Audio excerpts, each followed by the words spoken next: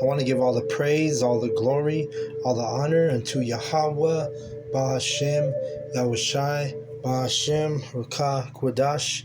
Double honors goes out to the elder apostles of Great Millstone for teaching me the truth. Also want to acknowledge all the Akyam who are pushing the truth with sincerity throughout the four corners of the earth. And shalom to the elect of the nation of Israel. This is Shabai coming from the GMS Denver camp.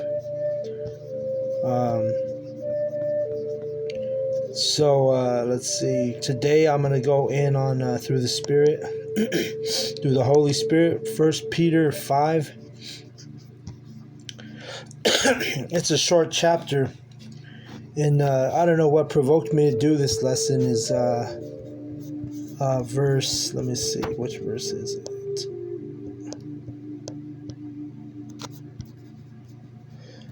Just doing this lesson as just a reminder, we got to keep pushing. We got to keep, let me see. Is this the right chapter?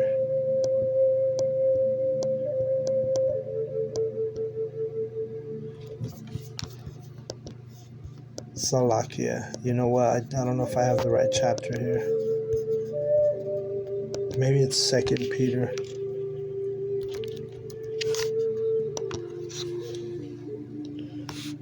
Let me see. Oh no, this is the right chapter. So I'm gonna go ahead and read it, and then I'll touch on what I was gonna say. But basically, brothers, this place is well. Let's start out with this. Micah 2:10. It says, "Arise ye and depart, for this is not your rest, because it is polluted. It shall destroy you, even with a sore destruction." All right, so Babylon is polluted, man. This place, no matter what we do as the Israelites, we can become what you call so-called successful in this country, in this nation, this wicked society. Whether you look at success as making a lot of money, having a family, having a good career, so-called career. Whatever it is that you look at success, just know that this is polluted. We're the Israelites. We're under the curses in Deuteronomy chapter 28, starting at the 15th chapter all the way down to the 68th verse. I'm sorry, the 15th verse all the way down to the 68th verse, where all the curses are listed, right? But the thing is this place is not our rest, man. And this is basic, but it's still good to be reminded, man, because we go through our afflictions, we go through our shortcomings, we go through our problems, our trials, our tribulations, our confrontations, because this place, especially when you come in this knowledge and come in this truth and you understand the oppression, it maketh the wise man mad, And the more you know in this truth, the more grief and sorrow you're going to have. But, I'm here just to remind brothers, just keep pushing. Fuck this place. F this place. We know this place is only temporal. It says in Ecclesiastes 1:18, "For in much wisdom is much grief, and he that increaseth knowledge increaseth sorrow." All right? So the more we grow in this knowledge, the more you grow as an Israelite, as a teacher, or as a member of the elect, the hopeful elect, just know that the more wisdom you get, the more grief you're going to have. The more afflictions you're going to recognize, the more you're going to have a spirit of discernment. So you're going to be going through all these daily activities, and things are going to piss you off. But we just know we have to remain in the spirit, because this place is very vexing, And the reason why I'm really inspired by this lesson today is I went to my daughter's parent-teacher conferences, and Esau up in there, all the teachers are Esau, Edomites, and it pissed me off just because of some of the things that was said in the conference. And we got to just hold our tongue sometimes. We can't really we can't put them in slavery right now. This is not the time. But if we could, we would, because this whole system, this whole place, the indoctrination, the way the school system is set up, everything about this place is a vexation of spirit, you know? You got homosexuals critiquing your child and shit at the conference. And it's a vexation of spirit, man. Well, well, let's read this. I should read verse 17. And I gave, Ecclesiastes 1:17, and I gave my heart to know wisdom, meaning our mind. The wisdom is this knowledge, this truth, and to know madness and folly. I perceive that this also is a vexation of spirit. Yeah, because the wiser you get, the more vexed you get. You know? I can only imagine, you know, the other Israelites who are going to, they have kids that go, because the school is filled with Israelites, because, you know, we're like outnumber the sands of the sea. Back in the day, this used to be a so-called the white area, white side of town, Edomite side of town, but now it's basically flooded with the Israelites, really infested with these fucking 2/3, really. But anyway, you know, I can only imagine, you know, these other parents that go, that are Israelites, to the conferences that I just went to, and they're just in darkness. They don't get vexed. They don't see what's going on. You know, it made me think of boarding schools for if brothers don't know the history on the Gadites and the boarding schools that Esau had. Hey man, nothing new under the sun. This place is still a vexation of spirit. These fucking Edomites, they critique your kids. They try to make it sound like there's something going on at home and shit. And this shit just pissed me off, you know. You know.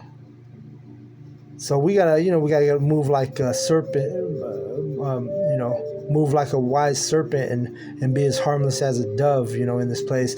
And that's the thing you have to remember. No matter even this place gets you pissed off, you still gotta just move like a wise serpent and harmless as a dove. You can't act out on these you know, these afflictions, these trials, these tribulations. And it pissed me off though, the conference. I ain't gonna lie, I was pissed off when I left. And not that I know my daughter's not perfect, but the way that Esau was critiquing her, and she's an 11-year-old, and 11-year-olds ain't the same as they used to be, right? Like nowadays, 11-year-olds are, you know, like I deal with her as an adult. She's already, basically, according to the scripture, she's already going to be a woman by next year. Or actually, I take that back. By in 2 months, she turns 12, and basically, she's a woman, but these fucking, oh man, don't even get me started. I'm not gonna bring it up anymore. But they did. It was a vexation of spirit at the fucking parent conference tonight. I ain't gonna lie. You know, Esau is fucking the devil, and I'm fucking, you know, I can't wait till we get the kingdom so we can fucking, you know, give him that balance. Anyway, it's a vexation of spirit, this place, you know. But we gotta move, you know. Let's get this real quick. Matthew 10 and 16, and it reads, Behold, I send you forth as sheep in the midst of wolves. Be ye therefore wise as serpents and harmless as doves. But beware of men, for they will deliver you up to the councils, and they will scourge you in their synagogues. Right. Yeah, so I couldn't sit there and defend the gospel or tell them really what was on my mind, because guess what? They would have had the authorities in there. They would have just delivered, like it says here, delivered me to councils, delivered me to courts, delivered me to judges. You know, if I really acted out on the way I was feeling, they pissed me off. I ain't gonna lie. These fucking teachers. I sat down with 4 of the core teachers. And then, again, 11-year-olds are not, when you think of an 11-year-old, you're thinking about like a little child. These kids nowadays, they're not like little children. They're exposed to all this wickedness on the internet. They develop, you know, quick, and really it's nothing new under the sun. But when typically when you think of an 11-year-old, you think of a little kid.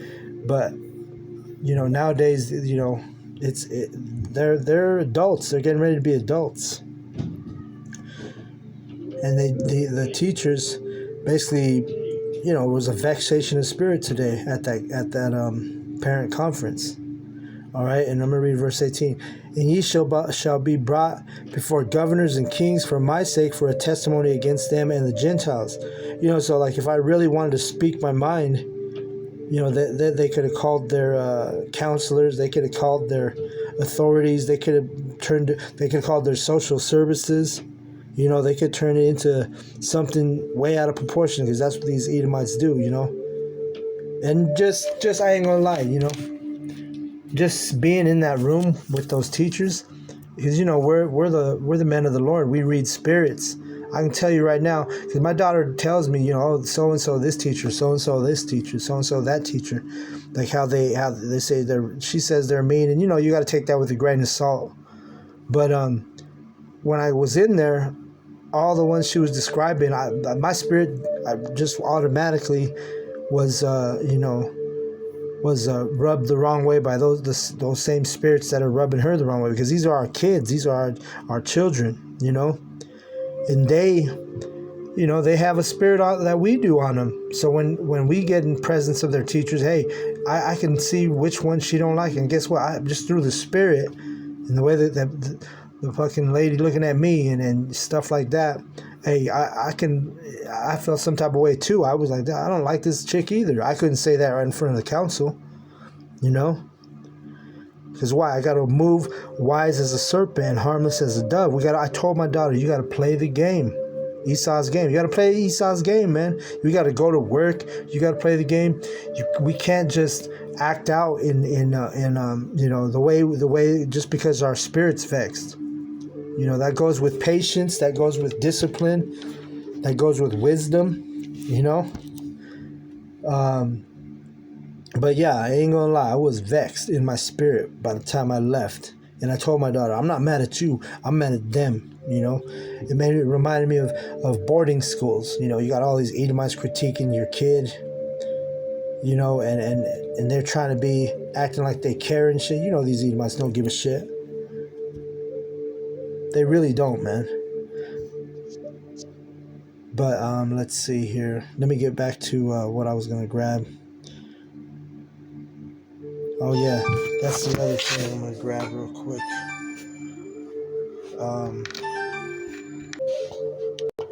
But, yeah. All right, so I'm going to grab this precept real quick.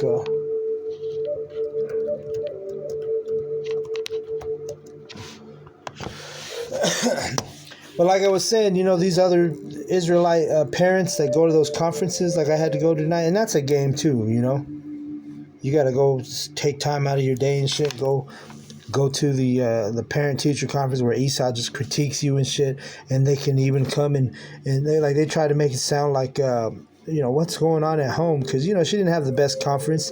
She's a smart kid, but she didn't have the best conference, she didn't have she's not failing any of her classes, but Esau, they try to dip into the house, into the business, and what's going on at home, because they're saying she acts negative sometimes in class when she doesn't want to participate, which really she's a smart kid, and I was actually a little surprised on what they told me, but it's fucking Esau, man. You can't trust these Edomites.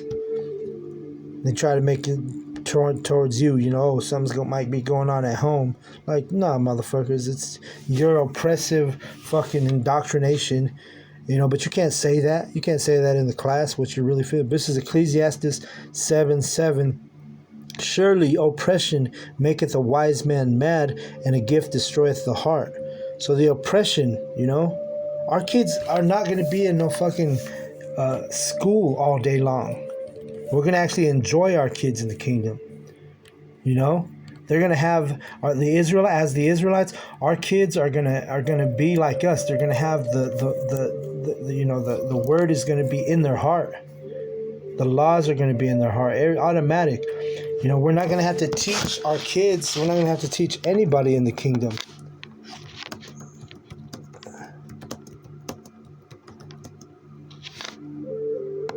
Everyone's going to know the truth. We're not going to have to do these lessons I'm going to have time to, as the Israelites, we're going to enjoy our lives. We're not going to be sitting here teaching the Bible.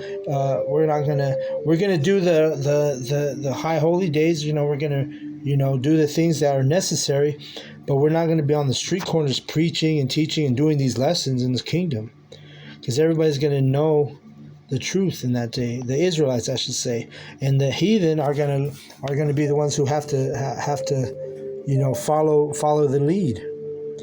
It says in Jeremiah 31 and 34, and they shall teach no more every man his neighbor and every man his brother, saying, Know Yahweh, for they shall all know me, from the least of them unto the greatest of them, saith Yahweh, for I will forgive their iniquity and I will remember their sin no more. All right, and that's in the kingdom. We're not going to be teaching. Oh, I should have read this one. Verse 33, Jeremiah 31 and 33. But this shall be the covenant that I will make with the house of Israel. So the Israelites, this applies to us. After those days, saith Yahweh, I will put my law in their inward parts and write it in their hearts, and will be their power, and they shall be my people. All right. So the Israelites are going to have those laws and those the truth in our inward parts.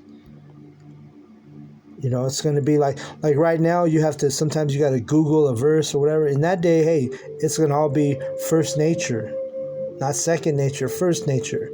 You're going to have all the answers as an Israelite. You're going to know the truth. You're going to have that perfect body. You're going to have that perfect mind, perfect heart. You ain't going to be dealing with Esau. He's going to be at the bottom, and that's only going to be for 1,000 years. Then we're going to, eradicate the Edomites, according to the prophecies, according to the truth, according to the Bible. All right. So let me go back to what I was actually going to go into. 1 Peter 5 and 1. It says, the elders which are among you I exhort, who am also an elder, and a witness of the sufferings of Hamashiach, and also a partaker of the glory that shall be revealed. All right. So that's the thing. Our elders, us, our kids, we all gotta go through the sufferings. We all got to go through the fire, all right? Eventually, we're going to get that glory, but Yahushua gets it first, and then we'll all follow suit. Verse 2, feed the flock of the Most High, which is among you, taking the oversight thereof, not by constraint, but willingly, not for filthy lucre, but of a ready mind, right? So we feed the flock. That's why we do the lessons. That's why I'm on this lesson, because I'm here to feed the flock, all right? If you're a shepherd, you got to feed the sheep. If you don't feed the sheep for 2-3 days, hey, the sheep could die. You don't feed the sheep for a whole week, the sheep's going to die. And you don't do it for money, and be of a ready mind. That's what we are. We always have an answer. We're ready to give a man an answer why we have this faith, right? Let's get that real quick.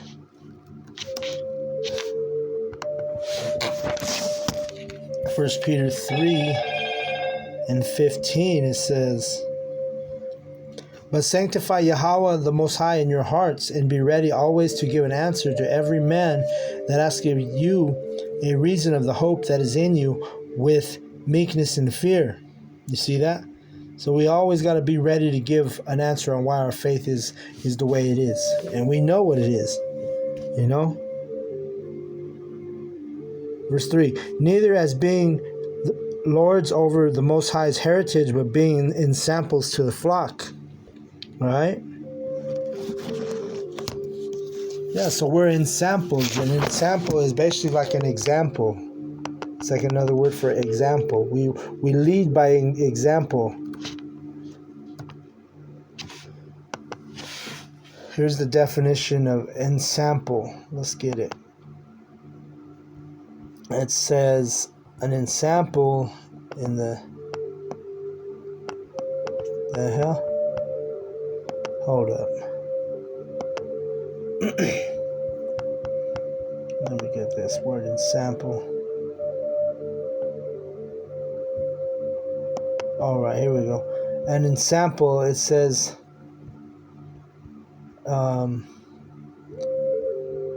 an example, a pattern or model for imitation, right? So if the flock is imitating you, what's that going to be like? Are they going to be imitating a righteous person? Because you should be an ensample or an example, a model for the flock. All right. Verse 4, and when the chief shepherd shall appear, Yahweh Shai, ye shall receive a crown of glory that fadeth not away. Right, and that goes in that, but that's what we got to do, though. We got to be in samples first. You see, in sample to the heritage. The heritage is the Israelites. And we receive that crown of glory in Second Ezra. It gives you the crowning ceremony, and that's what that's talking about. Let no man taketh away the crown, take away your crown. Verse 5, likewise, ye younger, submit yourselves unto the elder. Yeah, all of you be subject one to another. Right, there's order in this truth. There's order in the brotherhood. And be clothed with humility, for the Most High resisteth the proud and giveth grace to the humble. Right, remember that. If you're proud, you're going to get, the Most High will bring you down. If you're humble, the Most High is going to raise you up. Humble yourselves, therefore, under the mighty hand of the Most High, that he may exalt you in due time. All right? In due time, right. We read that at the lesson on Tuesday. All right, let's see.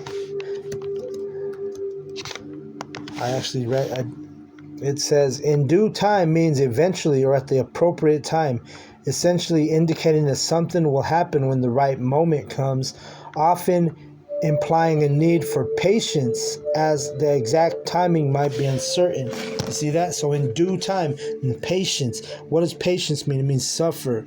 You're going to have to suffer. We're going to have to humble ourselves. That's what this lesson's about. Remembering that, we keep our eye on the prize, brothers. You see? You keep your eye on the prize. No matter what you're going through, you may have had a bad day at work. You may have had a bad day at the office. You may have had a bad day, whatever. So you're going through some shit, right? Well, remember, this is a part of it, man. We're being sanctified. We're being purified. Right? We're walking through the fire, right? The Lord is perfecting us, okay? And you're supposed to actually rejoice when you go through these troubles. And at the end of the day, guess what? No matter what we're going through, we know who got our back. You see? Verse 7, casting all your care upon him, for he careth for you. See that?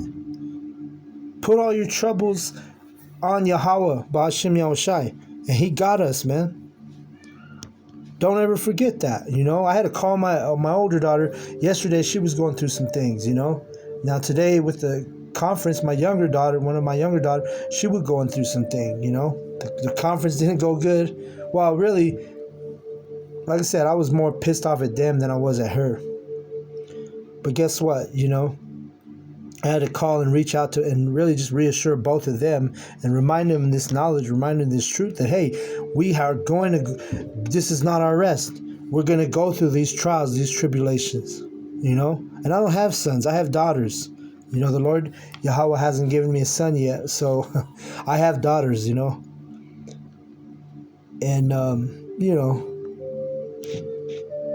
so I try to, I never expect my daughters to, receive what I'm telling them.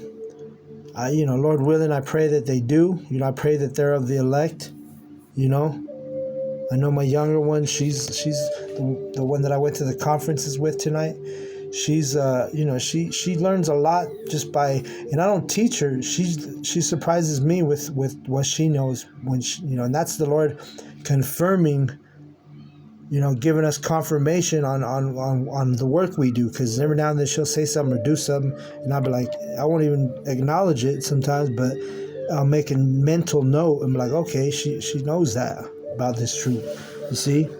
So anyway, verse 8, be sober, be vigilant, because your adversary, the devil, as a roaring lion walketh about, seeking whom he may devour. And that's how those fucking teachers were. They're like the fucking roaring lions trying to devour our people. They want to bring, what's going on at home? Why is this happening? Like they try to put it on you and shit, When we're all going through this hell, But that's how this devil is. He's our adversary. He'll you go to the conference, and next thing you know, they want to put a social service. And I'm not saying that's what's happening in my case. It ain't that serious. But the point is Esau, Edom, they're like that. They're the devil. They're the adversary. They're they're ready to devour. Verse 9, whom resistest steadfast in the faith, knowing that same. This is a good one. This is what was the inspiring verse that made me do this chapter. It said, whom resisteth steadfast in the faith, knowing that the same afflictions are accomplished in your brethren that are in the world. So that's the thing. That's what made me come to this chapter today, because I remembered this verse. I said, look, and I told my daughters, look, everybody's going through it. We're all going through it. We're the Israelites. The brethren are going through it. The brothers in the camp are going through it. Your kids are going through it. That's why we always got to be those ensamples, those models for the flock. You see? We got to be models for the flock, so that they look at us, and they it's if they're the elect, it's gonna resonate in their spirit. Say, yo, I see that brother he's doing something righteous. Let me be like that brother. We got to be a righteous example, a righteous model for the flock. You see? Verse 10, but the Most High of all grace, who hath called us unto his eternal glory by Hamashiach Yahushai, after that ye have suffered a while, make you perfect, establish, strengthen you, settle you. You see? So we're being perfected. When the dross is being removed off of us, To him be glory and dominion forever and ever. Amen. By Silvanus, a faithful brother unto you, as I suppose, I have written briefly, exhorting and testifying that this is the true grace of the Most High wherein you stand. Remember, we're just being made perfect. These Edomites could try to take their jabs at us. They try to hold us back, hold us down, try to speak badly upon us. But guess what? The Most High got our back. We ain't got to worry about these Edomites or these 2/3 or anybody, Verse 13, the church that is at Babylon, elected together with you, saluteth you, and so doth Marcus, my son. And we're that church right now. We're the church in Babylon the Great, and we salute each other in this knowledge, in this truth. We exhort each other. We lift each other up in the spirit by doing these lessons, knowing that all the brethren is catching hell. We're all going through the same afflictions. All right? Verse 14. Greet ye one another with a kiss of charity. Peace be with you all that are in Yahushua Mashiach. Amen. All right? So, yeah. We salute each other, with a kiss of charity. Well, the kiss of charity is this truth. Giving the lessons. Exhorting the brotherhood. Edifying the brotherhood, exalting our spirits, because everybody, we're in this flesh. The flesh is a motherfucker. You have a tendency, if you're not in the right spirit, or if you're not reminding yourself, like, hey, we are all going through this thing together, right? Let me read verse 9 again. Whom resisted steadfast in the faith, meaning you're not wavering in this truth, knowing that the same afflictions are accomplished in your brethren that are in the world. So we're all being afflicted the same thing, brothers. We're all going through the same things. It might happen at different times, but we're all in this together, basically. They had I remember there was a rap song back in the 90s. For the old heads, they might remember this song. They had a song called "We're All in the Same Gang." That's what it is, man. We're all in the same gang, man. It was like a compilation of a bunch of different rappers back in the day, back in the 90s, early 90s. And that was the name of the song, We're All in the Same Gang. But guess what? We're all going through the same fire. We're all going through the same afflictions. They're all accomplishing the brethren that are in the world, meaning this truth. The ones who are in this truth. We gotta get perfected, man. We gotta get that white garment at the end of the day. We gotta get that crown, all right? So with that, I want to give all the praise All the glory, all the honor unto Yahweh, Bahashem, Yahushai, Bahashem, Rakah, Kudash. Double honors goes out to the elder apostles of Great Millstone for teaching me the truth. Also, I want to acknowledge all the Akim who are pushing the truth with sincerity throughout the four corners of the earth. Shalom to the elect. Shalom.